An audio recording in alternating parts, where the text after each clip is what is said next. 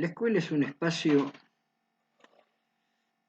en el cual circulan todo tipo de conflictos. Es un espacio que contiene conflictos, independientemente de que su función no es esa, pero es un dato de la realidad, el cual no debería sorprendernos, porque en definitiva la escuela expresa mucho de lo que sucede en la sociedad en general. Y hoy vivimos una sociedad, al menos en nuestro país, atravesada por un sinnúmero de conflictos.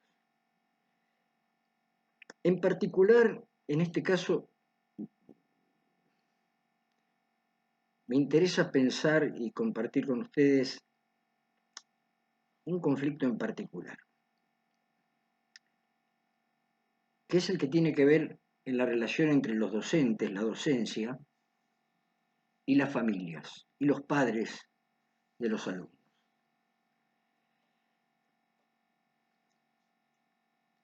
Este conflicto se manifiesta de muchas maneras, pero hay una en particular que me interesa resaltar, y es la conflictividad que se produce en relación a las reivindicaciones, a las luchas docentes reivindicativas de sus derechos, de nuestros derechos. Es frecuente ver que cuando el magisterio se plantea un programa de lucha, que generalmente se expresa en medidas de fuerza de acción directa, como son los paros, las huelgas, aparezcan voces de parte de las familias cuestionando fuertemente estas medidas. En algunos casos con epítetos realmente que no merecen demasiada reflexión, que son agraviantes, pero en otros casos planteando algo que es genuino y que debe ser escuchado, que es la perturbación que todo esto se genera en los alumnos.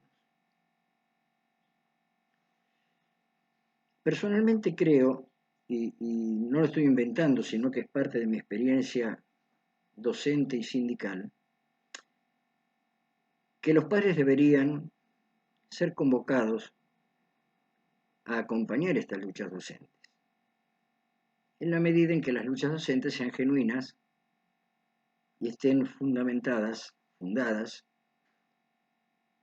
en derechos elementales, como puede ser el derecho no solamente a condiciones edilicias, etcétera, que muchas veces aparecen dentro del pliego de reivindicaciones y que, creo yo, sin dejar de ser genuinas y auténticas, a veces intentan disimular la reivindicación de fondo, que no es otra que una reivindicación salarial. En algún momento yo me encontré casualmente con un docente, una circunstancia X, que trabajaba para una escuela en Buenos Aires que dependía de la Embajada de Francia, y comparábamos nuestras condiciones laborales. Ni hablar, todas a favor de su estatus, ¿no? En ese momento yo era supervisor de escuelas, él era maestro de grado en esta escuela dependiente de la Embajada de Francia, y su salario como maestro de grado prácticamente triplicaba el mío como uno que ocupaba el máximo cargo de la carrera docente de ese momento. Pero además de eso, otras cosas como ser año sabático, eh, cursos de capacitación, bueno, una serie de cosas que realmente, pero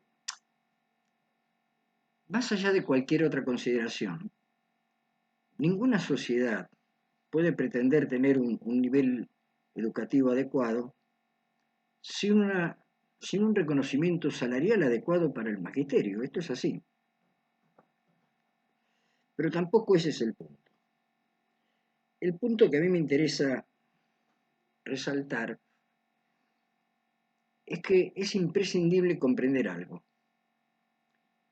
Y es que ese pibe que se encuentra en condición de alumno está prestado a la escuela de parte de la familia. La familia deposita en la escuela porque corresponde, porque la legislación así lo determina, pero de hecho, el fondo de la cuestión es que el pibe que está en la familia y el pibe que está en la escuela es el mismo pibe.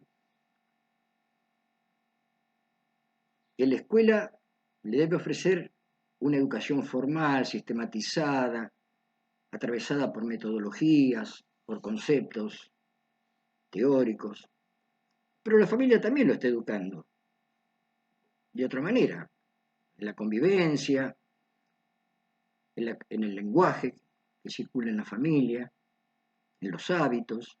Por lo tanto, hay dos fuentes educativas que se dirigen a una única y misma persona, que es ese pibe y esa piba. Por lo tanto, el único camino saludable, positivo, para un proceso educativo saludable y positivo, es que haya alguna suerte de complementariedad entre la educación que ofrece la escuela y la educación que ofrece la familia. No es tarea fácil, pero es una tarea imprescindible. ¿Cuál es el camino, a mi entender, para que esto pueda suceder? La comunicación, el diálogo, el acercamiento de las dos partes de modo tal que haya cierto grado de compatibilidad entre estas dos fuentes formativas del chico. Y la responsabilidad de que esto suceda es de la docencia. Debe ser la docencia quien trace los puentes de comunicación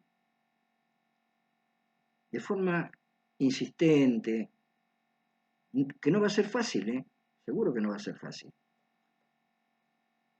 pero es una responsabilidad de la docencia, creo yo, es parte del trabajo del docente en particular y de la institución, escuela en general. A veces se ha visto dos cosas a señalar. Por un lado, que las familias son tanto reticentes a acercarse a la escuela. Eso es un tema. Pero el otro tema es que muchas veces la escuela convoca a la familia para darle malas noticias, para transmitirle reproches respecto de la conducta del alumno, de la aplicación, o reuniones que son absolutamente, ¿cómo calificarlas, no? Improductivas, vacías de contenido, que muchas veces también se realizan con un lenguaje técnico y se le dice a los padres, se habla de la matrícula, del currículum, y los padres no tienen ni idea de lo que es la matrícula, lo que es el currículum, ni tienen por qué tenerla.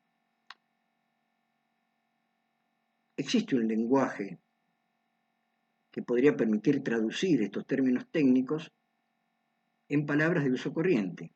En vez de hablar del currículum, podemos hablar de las cosas que se le enseñan a los chicos. En vez de hablar de matrícula, se podría hablar de la cantidad de alumnos que hay en un grado, si hay más alumnos, hay menos alumnos, si hay lugar, si no hay lugar. Y no hablar de vacantes, por ejemplo, que es un término técnico, es parte de una jerga profesional.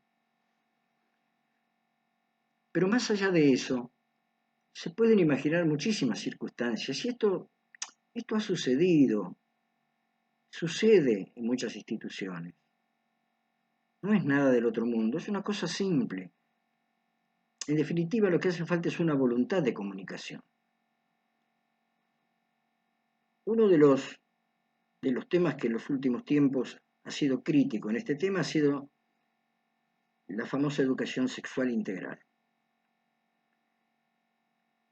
Los padres no pueden estar ausentes de ese diálogo, de esa temática, que debe ser dialogada, que debe estar basada en una voluntad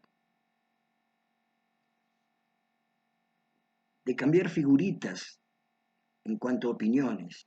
Los padres tienen derecho a opinar, no se los puede negar ese derecho a opinar. Es más, es necesario que opinen, para que no haya, para que no se lo ponga al pibe en una tensión entre lo que se dice en la escuela y lo que se dice en la casa. Muy por el contrario, tiene que haber compatibilidad aún desde las diferencias de opinión. ¿Por qué digo esto? Porque si pudiéramos tener un tipo de relación con la familia construida cotidianamente a lo largo del tiempo, en tiempos menos críticos, en tiempos de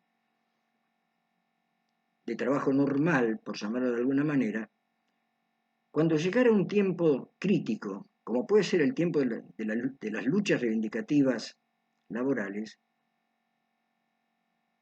sería mucho más probable que los padres pudieran comprender esas luchas e incluso acompañarlas.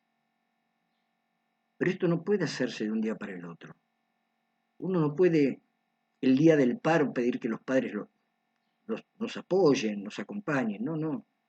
Esto solamente sería factible como punto de llegada de una relación que ha sido construida a lo largo del tiempo. Y es una responsabilidad de la docencia construirla. Hacer los esfuerzos por construirla. Por supuesto, cuando uno se relaciona con el otro, la libertad del otro facilitará o dificultará la construcción de ese vínculo, pero el esfuerzo debe ser hecho, debe realizarse. Solamente de esa manera podríamos imaginar un proceso educativo formal e informal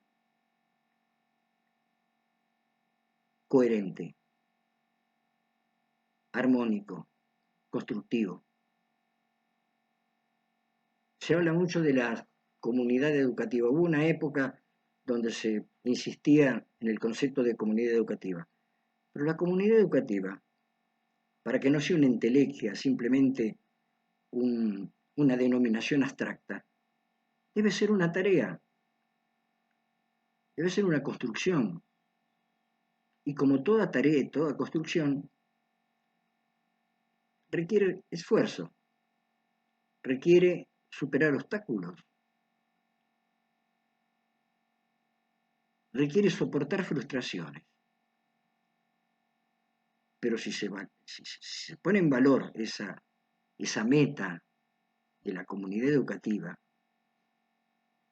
el esfuerzo debe ser hecho. Y es responsabilidad profesional, es responsabilidad del sector docente de la institución educativa. Esto, por supuesto, no impide la posibilidad de que haya conductas de parte de los padres, como conocemos, que suceden, perturbadoras de esta intención. Pero no serán todos, serán excepciones, que también deben ser contenidas de alguna manera, analizadas y respondidas convenientemente según cada caso. Ojalá es un término españolizado de origen árabe que quiere decir quiera Dios.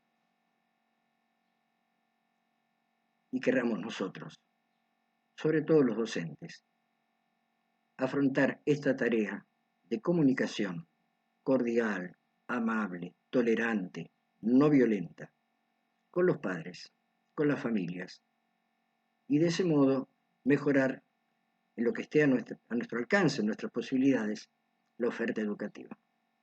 Un saludo para todos. Chao.